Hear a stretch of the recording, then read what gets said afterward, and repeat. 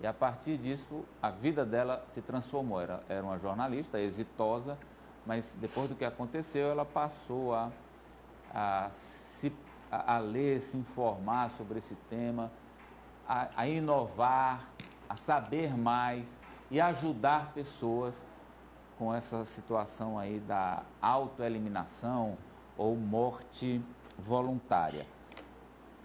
Paula, o, o que levou, eu queria que você começasse explicando para nós como foi essa inflexão na sua vida.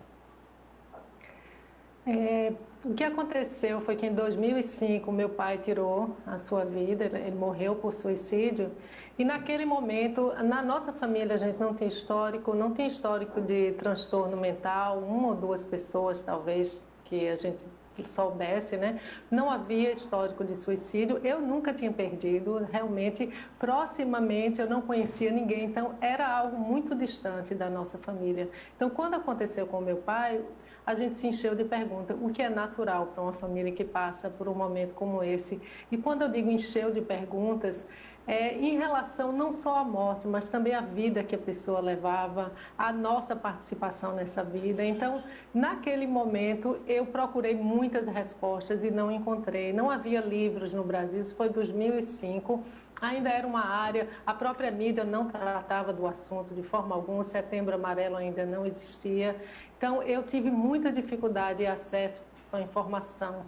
Então, o que eu decidi naquela época, eu trabalhando como jornalista, foi estudar esse tema. Felizmente, eu tinha o privilégio de falar inglês e ter facilidade com a língua. Então, eu comprei vários livros no exterior, encomendei vários, li mais de 20 livros, 30, nem sei quantos, mas comecei a me interessar porque, na verdade, era uma busca muito pessoal, uma busca individual. Eu queria entender o que havia levado meu pai àquela solução, que é o que passa pela cabeça da pessoa que é vulnerável ao suicídio, é de enxergar o suicídio como solução, mas por que ele não enxergava, por exemplo, outras opções, o que havia levado, porque mesmo quando a gente sabe e tem algumas respostas, essa pergunta permanece. E essa é uma das grandes dificuldades do luto por suicídio. É que eu sabia, por exemplo, que meu pai estava enfrentando várias dificuldades financeiras, ele tinha 67 anos à época, tinha um novo relacionamento que trouxe com o relacionamento algumas responsabilidades. Ele havia começado um negócio que não estava dando certo, que piorava a situação financeira. Então eu sabia de tudo isso. Mas o que acontece com a gente, com o familiar, alguém que perde uma pessoa para o suicídio, é que nenhuma resposta é suficiente. A gente tem todas as respostas, mas no final permanece a questão, mas por quê? Mas por quê? Então isso dificulta muito. Então o que eu decidi naquele momento, quando eu comecei a entender a mente suicida, o que leva, o que é que está relacionado, os sinais, os fatores de risco, eu decidi ser proativa e trabalhar, né, começar a trabalhar nessa área. Então, eu escrevi o livro, que é Suicídio, o Futuro Interrompido, que você pode comprar no meu site. Eu cobro um valor simbólico no meu site, que é prevençãosuicidio.blog.br. Então, escrevi o livro, comecei a produzir esse site. E o que aconteceu naquele momento também foi que, porque as pessoas podiam entrar em contato comigo via site, eu comecei a receber uma enxurrada de e-mails de pessoas que tinham perdido alguém para o suicídio, que não tinham. Você vê que na época também não havia grupos de suporte no Brasil, não havia nada. Então, a gente perdia uma pessoa e ficava perdida. E a grande dificuldade com isso também era falar com as pessoas, né? Porque o suicídio, ele silencia. Quando uma pessoa morre seja lá por uma doença, por um acidente, o que for, todo mundo chega perto, faz perguntas, quer saber como é que está a família. Quando a gente fala a palavra suicídio, as pessoas silenciam, porque é algo assustador de fato, né? É o normal do ser humano ter medo dessa palavra. Essa palavra realmente nos coloca numa posição meio que defensiva. Então foi isso que eu decidi. Depois da morte do meu pai, eu decidi trabalhar por familiares e por pessoas que estão vulneráveis, e isso de fato mudou a minha vida. Depois de alguns anos da publicação do livro, eu abandonei o jornalismo, comecei a fazer um novo treinamento, uma nova faculdade, aí, que na verdade não é faculdade, mas é treinamento, né, em psicanálise. Fiz 5 anos, me formei em psicanálise e hoje é isso que eu estou aqui nos Estados Unidos, trabalho aqui agora. Fiz um mestrado aqui nos Estados Unidos também na área de saúde mental e prevenção ao suicídio.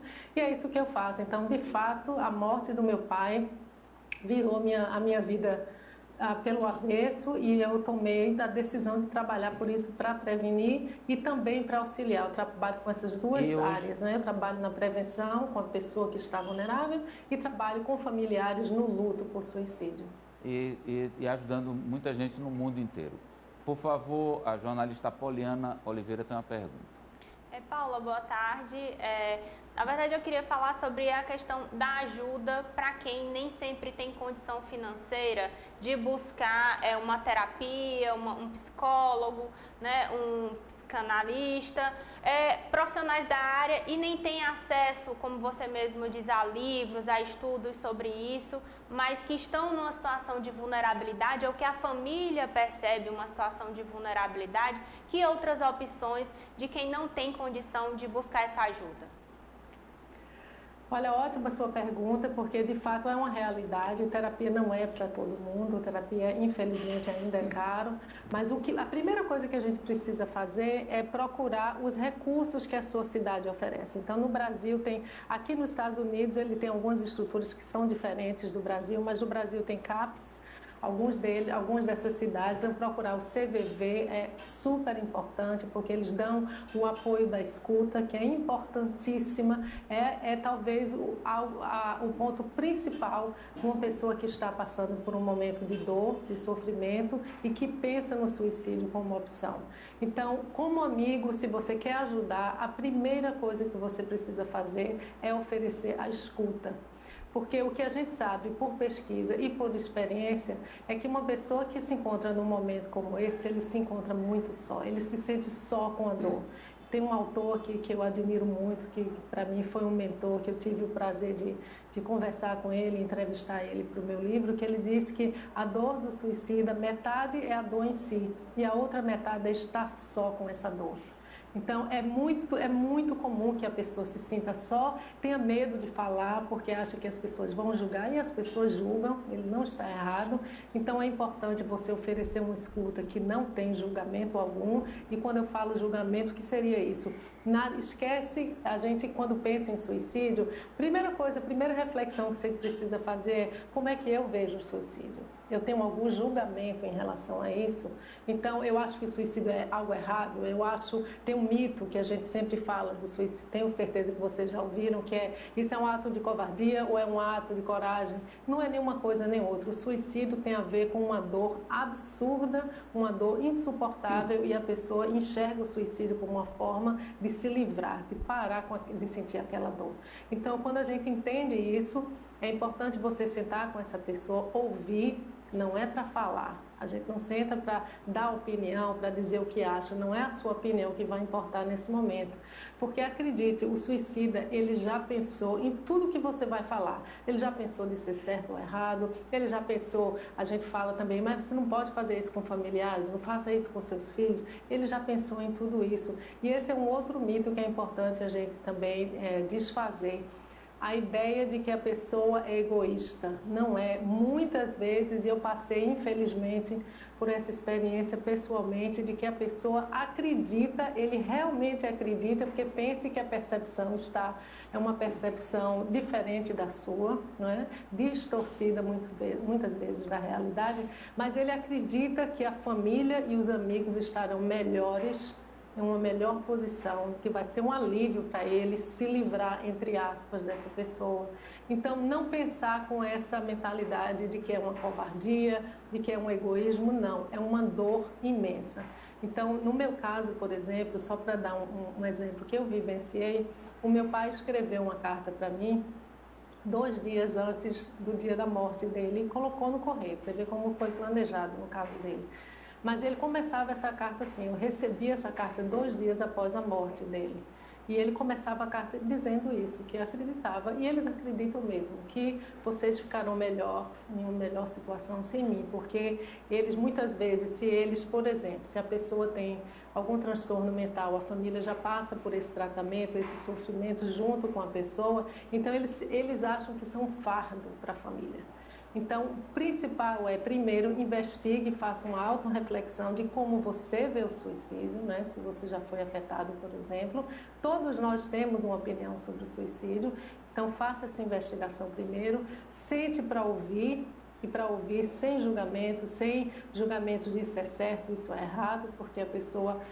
Isso não vai adiantar, isso o que vai fazer é com que ele se cale e não fale mais, e ofereça esperança. Isso é importantíssimo, porque muitas vezes é aí que eles decidem tirar a vida. É quando eles perdem a esperança de que a situação vai melhorar. Ananias.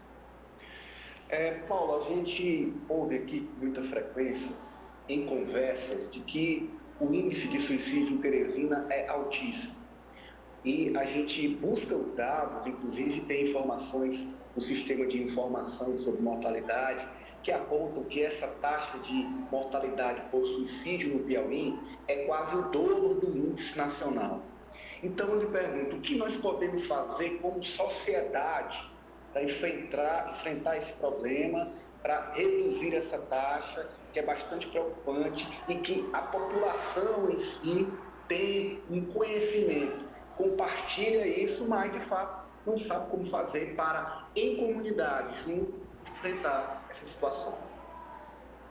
Olha, inicialmente eu queria falar dos números, tá? A gente precisa ter cuidado, talvez, Teresina, eu não estou dizendo que o índice não é alto, mas quando a gente fala em números de suicídio, no Brasil a gente tem que ter muito cuidado, porque tem uma subnotificação enorme, então depende muito de cidade para cidade, se essa notificação é feita corretamente ou não, mas de fato o índice de Teresina é alto. Eu lembro quando eu dava palestras no Brasil, sempre estava no topo ali entre as 5 cidades com maiores índices.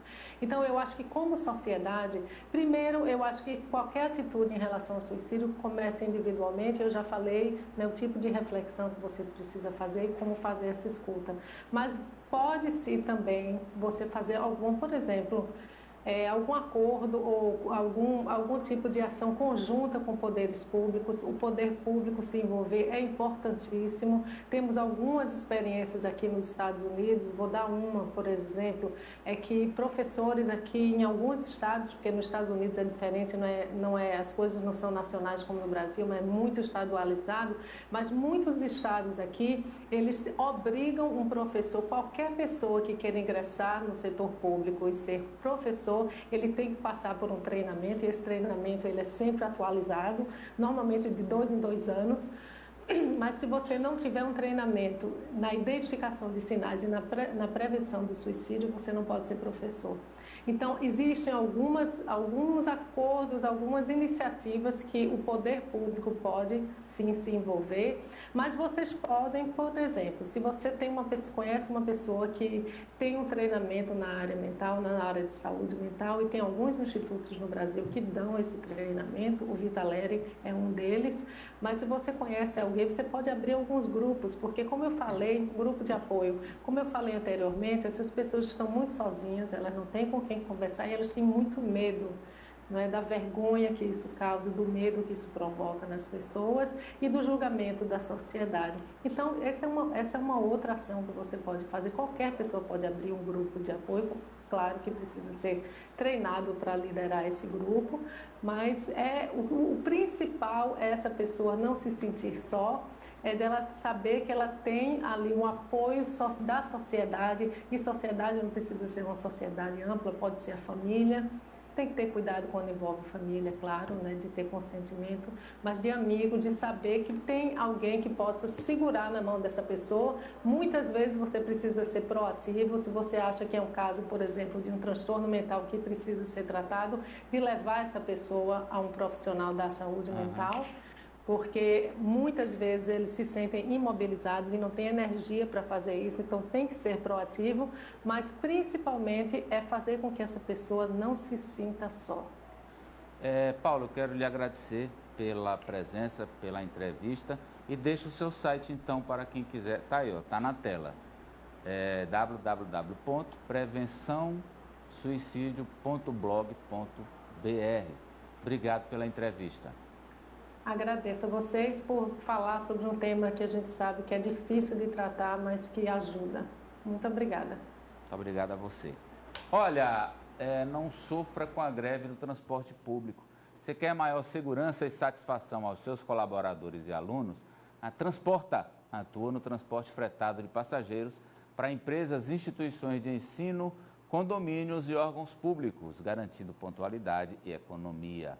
Só na Transporta você conta com equipe qualificada e sistema de tecnologia exclusivo, onde o motorista tem acesso aos melhores trajetos e você acompanha a viagem do começo ao fim através de aplicativo no seu celular.